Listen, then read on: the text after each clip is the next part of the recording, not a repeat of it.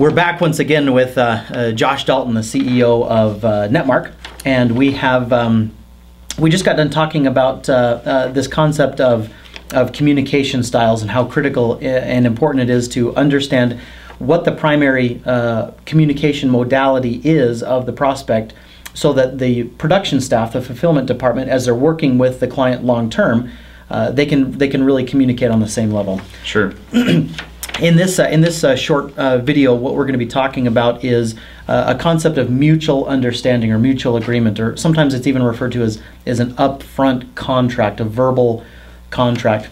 And what it basically entails is, it's not uncommon that during the sales process, well, primarily towards the end of the sales process, as paperwork is being signed and things are wrapping up and everybody's shaking hands and getting ready for that handoff, for the client and the salesperson to have some specific things that they talk about. You know, the first day or first week, A, B, and C is going to be done, or the first month we'll be sure to, do X, Y, and Z. Whatever that agreement is that the client is saying, yes, that sounds good, whatever it is. That upfront agreement, that mutual understanding of what's going to be happening the next couple of steps, is one of the most critical things to communicate to the production department, so that the relationship can get off to the right start. In your experience, Josh, how critical is it to get, literally in like the first week, to get that relationship started off on the right foot as it relates to what the client's expectation is leading up to that point? Seems like if you fail to meet the client's expectation in the first week, their impression of you as an individual, of Netmark as a company, is really tarnished. And it's almost as if they've already half made the decision to fire us just because of that initial failure to communicate properly with the client. If we overdo it, if we communicate extremely well in the beginning, we're setting a tone for a really successful campaign with very little problems.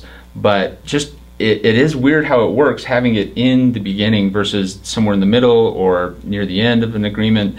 If it's in the beginning, you're creating this first impression that says, I don't really care, I'm not going to communicate very well throughout the entire agreement. It gives somebody a sour taste immediately when they meet you, and it's really, at that point, their only impression of you as an individual and Netmark services as a company. And so I would say that getting it right from the very get-go is probably more important than any other point during the relationship. It's interesting that you say. I recall a kind of a kickoff call between the client and the technician who was going to be working on their account, for several months going forward.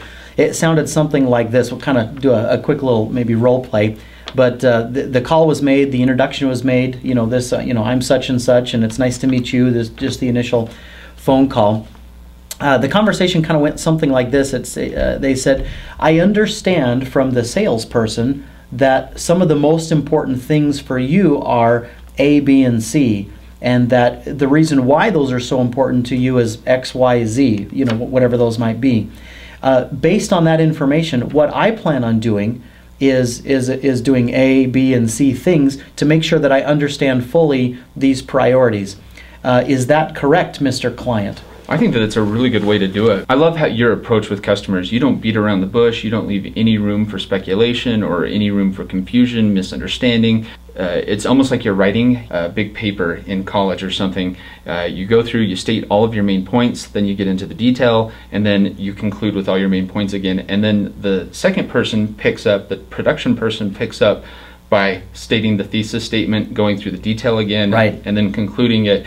If you do it in that manner, I don't know how the client could misunderstand what the service is, what they're going to be getting. They don't have any false perceptions. I just don't think you leave very much room for error. I think it's a great way to do it. I love what you said about the summary. Is after the client has said, after the production person says, is this what I understand? Is this the case?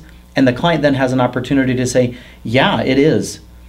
Then it kind of opens up the opportunity for the production person or whoever's fulfilling to say something like, is there anything that I've missed between the time that you signed the agreements with our company and when we're talking now? Is there anything that's popped up that I need to be aware of this first week or this first month? And it gives the client an opportunity to say, well, yeah, our company just announced a merger or an acquisition, or I don't know, whatever it might be, but it gives the client an opportunity to bring new information to the table and communicate that priority level right away.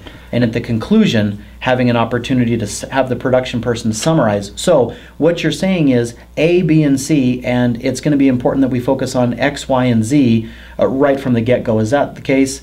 Yes, it is. Great. Let's get started. I think that it's important that we get their approval before we move forward. We're not giving them anything that they can hold, physically touch, right? And so the communication is really important, but more importantly, I think that they want to be involved with this part of the process. I think that they, at least at a very high level, they either want to participate in the planning and the strategizing, or they want to approve it. And we have some clients that say, hey, I want to be as involved as I can possibly be, or I have this staff of people that can do all this internet marketing as well that I'm going to have you work with. And then we have other clients that say, I just want to pay you and I don't want to even think about the marketing. But I think the truth is to some degree, all of them want to be involved. And so it's really important that we involve them, that we at least get their approval, like I had said, if not, incorporate them into the planning and the strategizing. So earlier we talked about 3 different types of communication. We talked about visual, auditory, and kinesthetic. Do you think that there's a particular way that we should be communicating this initial handoff? Should it always be by telephone, or is this something that could be done via email if it's the personality style? The initial kickoff meeting or handoff between sales and production should be conducted in the communication style or mode that's going to meet the client's needs. If they're a kinesthetic physical person, we should be at their office, shaking hands, sitting down with them, patting them on the back, face to face. If they're auditory, telephone's great. If they're visual, maybe like a go-to meeting or some kind of screen share type situation where they can see each other, or something via video maybe. But yeah, exactly right. This concept of an upfront contract or mutual agreement really is a protection for both the client and for the company, because just as you said, Josh, it gives everyone the chance to agree up front on what's going to be accomplished as things progress. And there is no misunderstanding, there is no misconception, there is no miss anything.